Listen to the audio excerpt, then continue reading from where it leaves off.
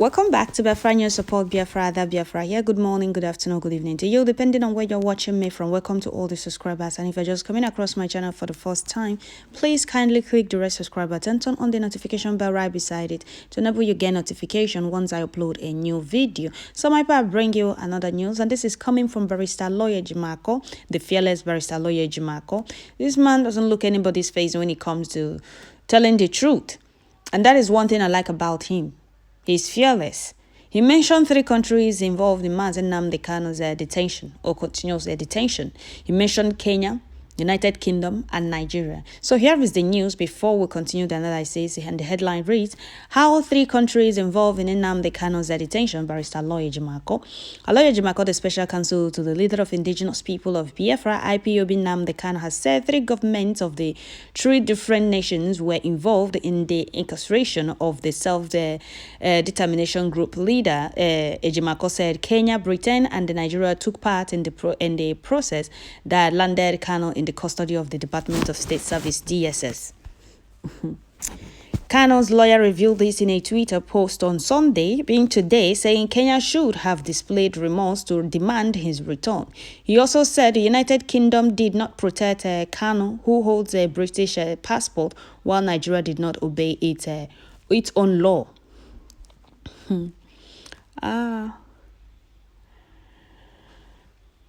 Okay. Recall that President Uhuru Kenyatta was in power in June 2021 when the IPOB leader was allegedly arrested, and Kenya, not arrested, he was kidnapped. You people should stop saying arrested. Nnamdi Kanu was kidnapped in Kenya, and the Kenyan government insisted that the record still shows that Nnamdi Kanu was still in Kenya. If he was arrested, his record will not be showing that he's still in Kenya. Okay, so you people should stop saying arrest and call it what it is. He was kidnapped and not arrested. He was kidnapped, tortured for 8 days in Kenya before he was illegally renditioned. You arrested somebody, so what's the need torturing that person there? He was kidnapped and tortured with their evil plan. Their plan was never to bring Nnamdi Kanu back to Nigeria, but their evil plan backfired, or their evil plan never worked. So you people should stop saying he was arrested and call it what it is. He was kidnapped. DSS and those that worked with them went to Kenya, kidnapped Nnamdi Kanu and tortured him there for 8 days before he was illegally renditioned. He was kidnapped, not arrested. So we must continue. He was kidnapped in Kenya by Nigerian authorities and renditioned to Nigeria. Kanu's lawyer called on the British government, led by Boris Johnson, the former prime minister, but nothing or little was achieved in getting him out of detention. Also, the federal government under former President Muhammad Buhari has been faulted for not obeying court orders after the appeal court in Nigeria struck out the terrorism charges against Kanu on 13 October 2022. Among several agitations by the IPOB leaders, a lawyer, Jimako, stated again that Nnamdi Kanu would have been freed if Kenya petitioned by demanding his return to Kenya, if Britain protected him like they protected Omar Diko in 1984, and if Nigeria decided to obey the law. And Barrister Lawyer Jimako posted this on his Twitter handle. And here you're seeing the very picture of this news. Okay, so these are the countries still detaining Nnamdi Kanu or involved in Nnamdi Kanu detention.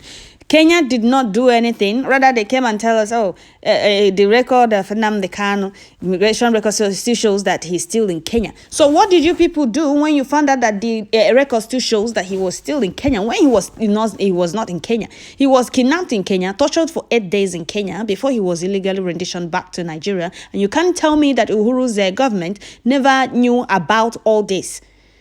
They are all complicit in the kidnap of Nnamdi Kanu. And United Kingdom not doing anything is because Nnamdi Kanu is agitating for Biafra exit from that zoo, or their biggest zoo in Africa. That is why they are not doing anything. But that will not stop the unconditional release of Nnamdi Kanu. It will not. Because you can't tell me that Elohim by blocking their ears and their hearts not to do the right thing. We all should not forget what Ahmadike said. He said that Biafra will be the last miracle on earth. Some of you will be saying, why would he say that? Who told him that? But you people are saying almost all he said has come to pass. Or all he said they have almost come to pass. He told you people now get already selection the last time. Yeah, the same person who you people never believed it. When he told you people now, what is it called? Dangote, whenever Dangote finishes building his refinery, that the price of fuel or liter of fuel will be 500 naira. And now it's being clear to all of you that Dangote's refinery is not going to sell fuel at cheap price because he will be buying crude oil in foreign currency. Are you people understanding, or are you people seeing what is going on, or are you people now understanding all he said? Is all he said not being clear to you people now? All he said, is he not being clear now? No, it was never clear to you people then. You people saw him as a talkative, or he talks too much, or he doesn't know what he's talking, or he's talking out of point. Some of you were happy that he was brought back to Nigeria for no reason. Nnamdi Kanu committed no crime. His only crime is asking for freedom. I wish all of you in Nigeria know that Nigeria is not working, is not favoring anybody. That is why we want to exit, so that others will be free. If you people don't want to be free, so that we, your friends, will be free. We can't continue being in a country that is not favoring us, in a country that we are being denied everything. Look at what is happening in Nigeria now. Now a law is going to be passed that will favor only the indigents. And I'm sure that all of this is because of Igbos. Some people say, oh, yes, some of these people that left Biafra land and went to another state to develop is because we don't have all these seaports, international airport in Southeast. They denied us all of this, but they are forcing us to be in their one Nigeria, and you people close down all the seaports in Biafra land, all the international airports. It's only in Lagos. If you want to clear your goods, you run to Lagos. You use much more amount of the money used in importing the goods to clear it in Nigeria. Is that a country you people want to continue being in? And moreover, the amalgamation has expired since 109 years ago. It stated in the amalgamation that it's 100 years. Now it's more than 100 years, coupled with 9 years. They are still making it look like the amalgamation has not expired. It have expired, so everybody needs to go their separate ways. But they are forcing they are still forcing everybody to continue being in that contraption. Britain is not doing anything because they don't want their biggest zoo in Africa to divide. But the amalgamation stated that after 100 years, any tribe or group that wants to exit can exit. That is what Lugard said in the amalgamation. But they don't want to obey that because they are Oliver Twist. They are never satisfied. Britain is never satisfied. They don't want to let go, but they will when the time comes. They kidnapped Nnamdi Kanu, and Kenya government said, oh, the record still shows that he's still in Kenya, but they never requested for his return back to Kenya. They kept quiet. Britain is not doing anything. Upon Nnamdi Kanu holding a British passport, they did not still do anything. He's a British citizen. He wasn't traveling with Nigerian passport. It was British passport, but they didn't do anything, or they haven't still done anything. Nnamdi Kanu is still in DSS custody. Appellate court in Abuja discharged and acquitted him all the charges brought against him. They still don't want to let him go. So Nigeria, you see, Kenya, British, and all other people. Nigeria is the main thing they use. But all these two countries, they are complicit in the kidnap of Nnamdi Kanu. They can't deny it. Which I know that justice must prevail. Those involved in the kidnap of Nnamdi Kanu must surely come to light. And I'm sure that is why they don't want to, they are still thinking it. I happier, going happy. I happier now. Or what the whole world. He will now come and tell the whole world, those involved in his kidnap. Of course, the whole world must know. It's not going to continue being hidden. And he must be released, whether you people like it or not. UN human rights arbitrary detention as ordered for Nnamdi Kanu as a release. They gave ultimatum of 6 months. That 6 months have expired. Still nothing. They are still holding Nnamdi Kanu. So Kenya is a complicit in the kidnap of Nnamdi Kanu. Britain is a complicit in the kidnap of Nnamdi Kanu. That is why they find it hard upon court discharging and acquitting Nnamdi Kanu, all the charges brought against him. Why I like Barrister Lawyer Jimako is that he comes out with the truth, and if he's saying it, he will be giving you fact.